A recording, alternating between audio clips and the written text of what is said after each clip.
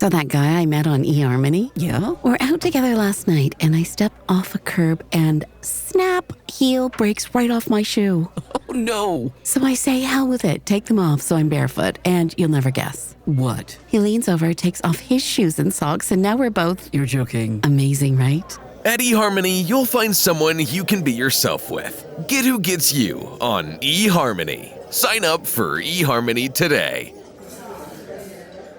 How's it going adding more life to your years and becoming the best version of yourself? Do you feel like it would be helpful to you if someone came and removed all the villains from your experience? Villains suck. Whatever yours might be, life would be better without them. Or would it? You're listening to the Health Courage Collective podcast, episode 134, How Villains Help You. Welcome to the Health Courage Collective podcast, the show for women who are too busy to slog through hours of generalized, inapplicable, and often contradictory health information, but too smart to ignore that a few minutes of focused attention now can prevent years of suffering in the future. I'm your host, Christina Hackett, a pharmacist who doesn't want you to live on prescriptions, a certified coach specifically trained to maximize your potential, and a compulsive learner obsessed with preventative, cutting-edge, holistic, and integrative medicine.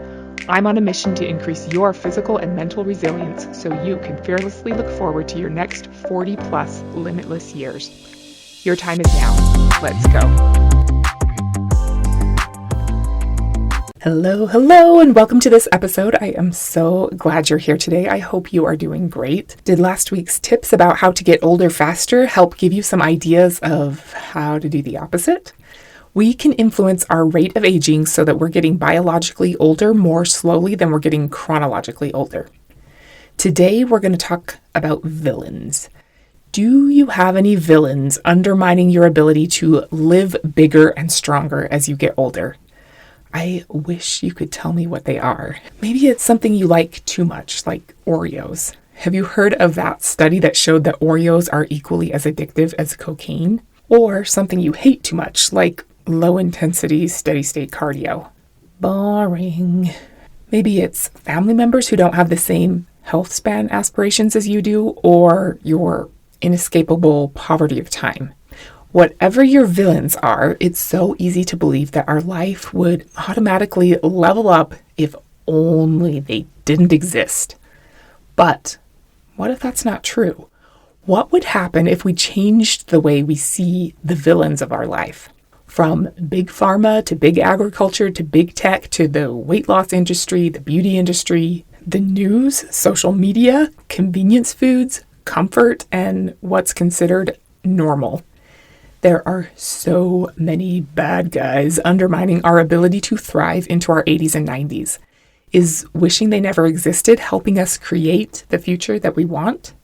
Let's talk about the villains of fascism, terrorism, evil, sharks, and the scariest villain of all, your inner critic, to see if we can get some insight. What do most people say they want from life for their children? I just want them to be happy. It sounds lovely. It's 100% natural to want to shelter and protect them from any bad actor that could cause any kind of negative experience. I totally get it. But to the extent that parents have been more able to remove villains from their children's lives in the last few decades, do we feel like this has improved our overall health, the overall political climate, and the work ethic of the workforce? Would you call millennials the greatest generation? Well, you can't, because the title's already taken by those born between 1901 and 1927. Tom Brokaw has 2 books about them. Did you watch Tom Brokaw on the news as a kid? Because I did. But I remember him and Dan Rathers and Barbara Walters from when I was little because my parents always watched the news. But as an adult, I don't. Anyhow, those born from 1901 to 1927 came of age during World War II. Their parents didn't Skype into their job interviews to feed them impressive answers, buy them everything they ever wanted, clean their rooms, threaten to sue the coach for cutting them from the team, or buy them friends. 19-year-old boys then experienced hypothermia, trench foot, seeing their buddies get killed and sometimes having to kill an enemy soldier themselves, Girls made bullets and worked relentlessly, breaking Nazi codes and doing the work that was usually done by both men and women. They lost brothers and fathers and boyfriends and husbands. They sacrificed their youth for the war effort, and it was really, really hard. This struggle against tyranny left those who survived with the greatest sense of personal responsibility, duty, honor, and faith of any other generation. Their work ethic propelled the American economy forward and created historic advances in science, industry, and politics. Tom Brokaw calls them achievements of a magnitude the world had never before witnessed. It's really profound, and it would not have happened without the villain of fascism to struggle against. In his awesome book, Lessons for Living by Phil Stutz, which I've listened to 3 times so far, Phil talks about terrorism and other forms of evil. He's a native New Yorker and talks about September 11th. He asks, how can terrorists destroy America? The answer? By distracting us from what's really important. Evil usually takes us by surprise and steals our confidence, which is the end goal. We feel safe as long as we don't acknowledge that evil exists. But we're not really safe. We're actually vulnerable. Here's how he says it. Victory over evil only comes when we change our reaction to it. This is a spiritual issue. Once you look evil in the face, it's impossible to go forward in life without connection to higher forces. If evil inspires in us our ability to find these higher resources, then it becomes our spiritual teacher. This changes evil from a force that makes your goals feel meaningless to one that inspires you to achieve them. It makes you undefeatable as a person. If we don't develop a positive reaction to evil, we become paralyzed. End quote. Terrorism can destroy us by distracting us from what's really important and making us feel helpless. Acknowledging that evil exists feels distasteful. It's the ultimate villain after all, but the realization of the existence of evil leads us to connect to higher forces and draw inspiration and power from light and goodness. Evil can lead us to becoming undefeatable, but only if we change our reaction to it. Next, we have everyone's favorite villain, sharks. When my youngest boy was around 5 or 6 years old, maybe, he had this stuffed shark named Tiburon. Well, he still has it, but he used to sleep with it and bring it everywhere with him. And my sister and her family invited us over to watch Jaws at their house. We had our popcorn, and Kip had Tiburon with him to hug during the movie, and he cried at the end when they were bludgeoning the shark and eventually killed it. He said it was so mean of them and that the shark was cute. How could they? Poor kid. He was mildly traumatized. He was rooting for the shark. In his book, 10 Rules for Resilience, Joe DeSena talks about how he watched Jaws with his dad when he was 10 years old. His reaction was more of what Steven Spielberg was going for. He was terrified. He completely avoided the ocean and even other forms of water. He would even stand as far away as possible from the drain when he was taking a shower, just in case a shark might be able to get him from the drain hole. He was petrified of sharks.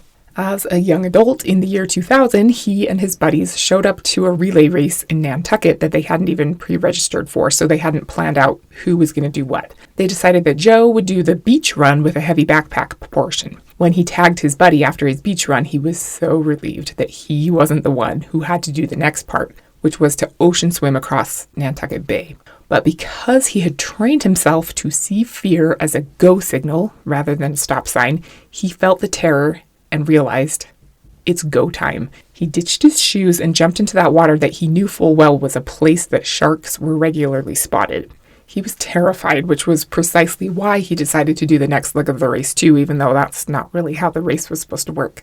He was embracing his fear of the worst possible villain in life, and he says that that's when his life, quote, made a beeline for awesome.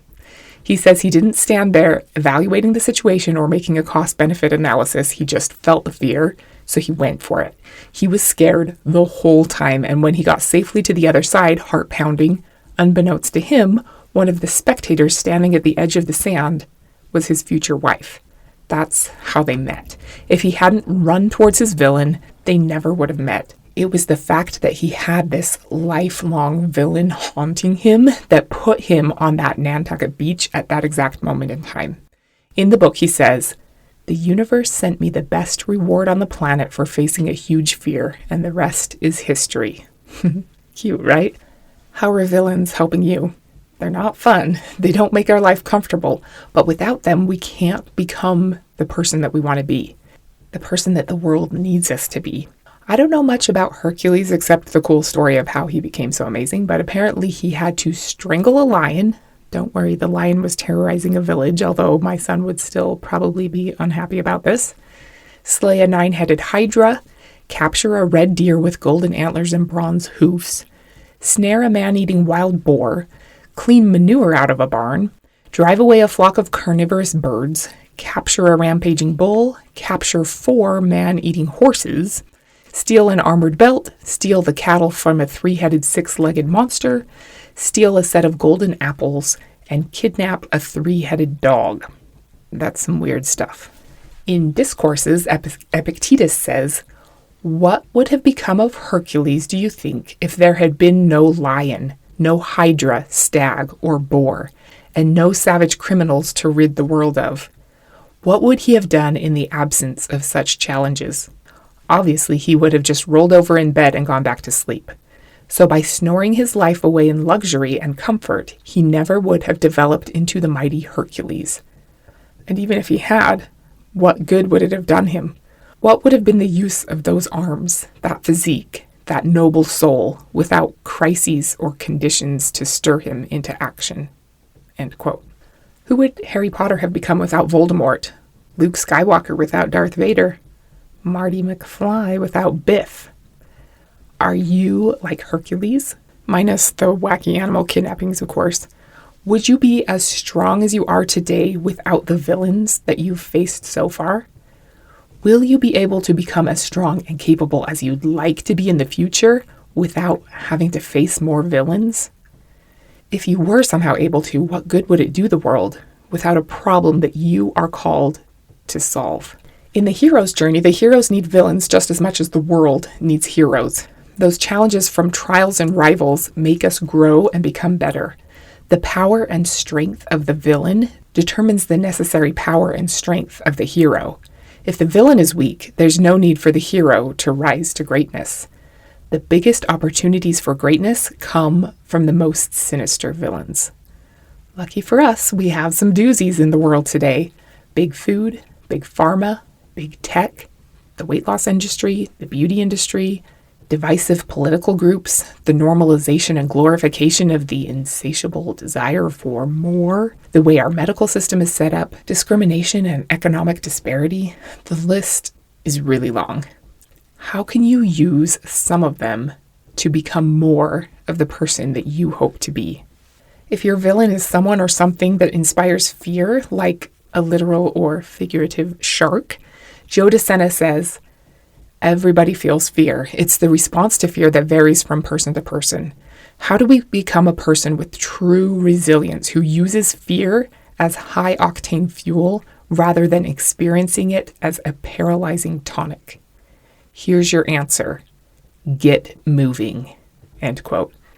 Fear is a go signal, not a stop sign. If you're afraid of something, do something. Take any kind of productive action. There's so much good stuff we could talk about fear. We'll have to save that for another day, but it really can become your high-octane fuel that will cause your life to make a beeline for awesome. Dr. Laura Pence says that the best thing to do when you're scared is to realize that it's an emotion and give it a name. When I heard that, I thought she was going to say give it a name like fear or dread or trepidation or distress. There is actually value in doing that, getting more specific about what exactly you're feeling. We talked about that in episode 89, Your Vocabulary Affects How You Age. But what she meant was give it a name like Brian or Sheila. It can be the name of a bully you once knew or anyone you were scared of for some reason, or just a name that seems right for the particular situation. Kate Winslet named her son Bear Blaze. That could be a name for one of your villains. Musician Frank Zappa named his kids Moon Unit, Dweezil, and Diva Muffin. Those seem like good choices. Sylvester Stallone named his son Sage Moonblood. David Bowie named his son Zoe Bowie. Gwen Stefani named her son Zuma Nesta Rock. Then, of course, there's Gwyneth Paltrow's daughter, Apple. That one doesn't seem quite so villainish. What about Jermaine Jackson's son, Your Majesty? These could be some good ideas for your villains' names. When you can feel your body starting to have a fear response to a villain, you can say, "Hi, Your Majesty. I feel you. I can see that you're here to veer me off course. Thanks for the input, but not today, buddy." Dr. Pence says that high-performance elite-level athletes often use this naming technique when they feel self-doubt creep in. You can just tell Bear Blaze to bugger off and get on with what you're doing. Elizabeth Gilbert, who wrote Eat, Pray, Love, and one of my favorites, Big Magic, does the same thing. She says that when she's writing, she often is overcome with panic and shame and doubt about how terrible her work is, which prevents her from being able to create anything. So she uses the fear energy to imagine this frightening self-doubt as a person. She allows the fear person to come on the writing journey with her. She even welcomes her, but she never lets her drive the car. She can be a constant passenger, even a welcome one, but she's never in control. Pretty cool, right? Jim Quick says, as long as you believe that your inner critic is the true you, the wisest you, it's always going to guide you. If you can create a separate persona for your inner critic, one that is different from the true you, you'll be considerably more successful at quieting it. This can be enormously helpful, and you can have fun with it at the same time. Give your inner critic a preposterous name and outrageous physical attributes. Make it cartoonish and unworthy of even a B-grade movie. Mock it for its rigid dedication to negativity. Roll your eyes when it pops into your head. The better you become at distinguishing this voice from the real you, the better you'll be at preventing limiting beliefs from getting in your way. End quote. So, which preposterous name would you like for your inner critic? I invite you to think of one now. Maybe Moon Unit. I like Dweezil. And don't forget to thank Dweezil. She gives you the opportunity to see the meaning in your own life path and helps you to get to know the true you better. You wouldn't be as strong without her. You can and should welcome her in, but never give her the license to drive the car. Hey, I wanted to briefly interrupt to ask if you're curious about female bioidentical hormone replacement therapy, the kind that's usually started around the time of perimenopause. What it is, what it does, how it works, what it's like. If so, you should check out my Udemy course called The Basics of Female Bioidentical Hormone Replacement Therapy. The course goes over the pros and cons of using hormone treatment, which hormones are usually included with BHRT, how they're used, the lab tests that are used, some tips for finding a prescriber in pharmacy to work with, and how to develop a rough estimate of how much BHRT will cost you. If you've been wondering whether bioidentical hormone replacement therapy is right for you, it's time to close that open loop, stop wondering, and move forward with confidence. Enroll in my course today. As a listener of the podcast, you can get a special discount for the very best price. It's a no-brainer. I would just tell you the coupon code, but Udemy makes me change it every month. So check the show notes or go to www.healthcouragecollective.com/Udemy to find the special podcast listener discount code that's only for awesome people like you. Okay, back to the episode. Okay, so those are a few ideas for dealing with scary villains. But what about evildoers who don't feel scary, like comfort? We talked about comfort in episode 99, the side effects of comfort. The pursuit of comfort makes total sense, but comfort is a villain that can snatch your health away without you realizing it. It doesn't feel scary, though. It feels comfortable. Imagine that. Learning to work with the villain of comfort in any of its forms can make you more heroic. Let's say you're deliberately going outside every day, even when the weather is less than pleasant. That makes you more resilient to temperature extremes, might give you the hormetic benefits of heat shock or cold shock proteins, enhances dozens of physiological metrics via vitamin N. which is nature. But more importantly, it teaches you that you are good at doing uncomfortable things, which unlimits your life. If you're no longer afraid of discomfort, the possibilities for your life explode.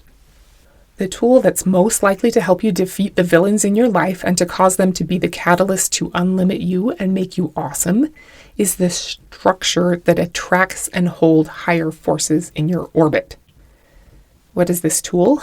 Remember that we became powerful when we change our relationship to evil and start tapping into the power of higher forces. How do we attract them and keep them working for us? According to Phil Stutz, if spiritual practices are like fruit in an orchard, discipline is the box we use to carry the fruit home. I love that so much. What fruit would you like to take home from the orchard? Being from Utah, the first thing I always think of is apples or peaches, but I would love for it to be pomegranates or avocados or guavas or something more exotic. I love a good pear too. My family and I recently went to California and they don't give you disposable grocery bags there. Well, they can, but you have to buy them. So I remembered to bring reusable grocery bags all the way from Utah. Then when I went to the grocery shopping, I forgot to bring the bags from the condo to the Albertsons. That would be a bit like learning some good practices, but not having structural discipline. We also stopped at this awesome side of the road fruit stand. Twice actually, once on the way in and once on the way out. Francisco's fruit stand. And we got some cool and different locally grown avocados, guavas, grapefruits, pomegranates, oranges, and persimmons. They were lovely. If we had been required to build a box out of discipline to be able to take them home, we would have. They were really good. Joe DeSena says that we are a species that craves discipline. Do you agree? He says that we are constantly fighting the instinct to quit when things get hard, and the way to win that fight is if we honor our craving for discipline. Discipline allows us to defeat our villains. I do believe that you are being preyed upon by the villains of big food, big pharma, big tech, the beauty industry, and the weight loss and fitness industry, because there's no money for them in you feeling good about yourself. Big food battles for what they call stomach share and hires food engineers to make their packaged foods as addictive as possible on purpose. Bill Mayer calls tech and app designers tobacco farmers in t-shirts, saying the tobacco industry just wants your lungs, but the tech industry wants your soul. We also have other villains like a medical system that uses strategies that save you from dying quickly to try to save you from dying slowly, and it doesn't work. Other villains are polarizing political discussions, comfort, perfectionism, and our ever-present inner critic. You can be defeated by them and become demoralized and helpless, or you can change your relationship to evil. You can use it as an opportunity to access higher forces within yourself and outside of yourself. Maybe it will help for you to name your villains. I was using this website called namelix.com to generate some names for my inner critic. It came up with tar burn, bolted door, ultimate stasis, landlock, deep freeze, holding pattern, and dead weight, all of which I thought were pretty good. But then it came to me just from my own brain. Her name is Fragilina. I thought I was so brilliant. When I was typing it, I was wondering why Google wasn't marking it as a misspelled word. So I looked it up, and apparently there's a famous sculpture named Fragilina from 1923. So I'm sad that someone else already thought of that name before I did. But I am thankful for my Fragilina and all the crap she tries to get me to believe. What are your villains' names? Sage Moonblood? Whatever they are, thank them for making you stronger than you otherwise would be. If you didn't have to deal with their nonsense, you wouldn't have trained yourself to be able to focus your attention more intently than 99.9% of the population, which is today's greatest and most marketable superpower. You wouldn't have developed the self-discipline needed to avoid the ultra-processed food that is so ubiquitous. That self-control improves all areas of your life, not just nutrition. You wouldn't be able to hang on to your inner sense of self-worth when someone or lots of someones are doing their very best to take it away. That's a strength that young people, especially young women, can benefit from seeing exemplified in you. So keep it up. The fallacy of the quick fix pill for an ill medical model can help you. When you see the results of that approach, it can help you create the opposite. A life where you can age like a professional by optimizing the fundamentals that determine your wellspring of energy, strength, stamina, and mental clarity. Then you can be able to use that strength and energy to help others less fortunate than you. People need you. Let your villains sculpt and condition you into the type of person that you long to be. The 13th century Muslim mystic Rumi once said, "If you are irritated by every rub, how will you be polished?" Thank you so much for being here today. Next week, we're going to talk about boosting your brain energy. Until then, use your villains to help you, and don't be normal. Thank you so much for tuning into the Health Courage Collective podcast. I am truly honored that you have paid me the enormous compliment of your time and attention. I would be so grateful if you would share this podcast with someone you know and subscribe so you never miss an episode. This podcast is for entertainment and information purposes only. Statements and views on this podcast are not medical advice. This podcast, including Christina Hackett and producers, disclaim responsibility for any possible adverse events by use of information contained herein. If you think you have a medical problem, consult a licensed physician.